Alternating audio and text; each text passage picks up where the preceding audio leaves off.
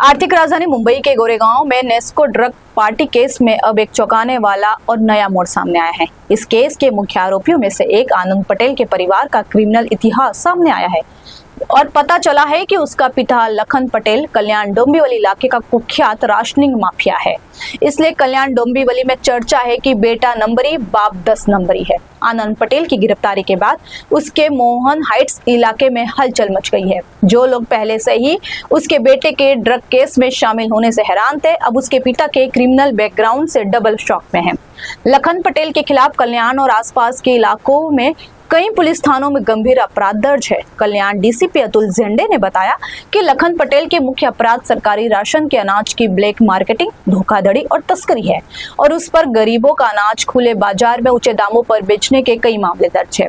उसकी बढ़ती आपराधिक गतिविधियों के कारण पुलिस ने उसके खिलाफ MPDA यानी महाराष्ट्र खतरनाक गतिविधियों की रोकथाम एक्ट के तहत कार्रवाई की थी और उसे जेल में भेजा था। इतना ही नहीं, उसके और उसके गैंग के खिलाफ राशन के अनाज की संगठित तस्करी के लिए मकोका के तहत भी कार्रवाई या मामला दर्ज किए गए हैं। जांच में यह भी पता चला कि लखन पटेल ने राशन के अनाज की ब्लैक मार्केटिंग के लिए एक बड़ा नेटवर्क बनाया था। इस नेटवर्क में कई गाड़ियां, गोदाम और साथी अपराधी शामिल थे।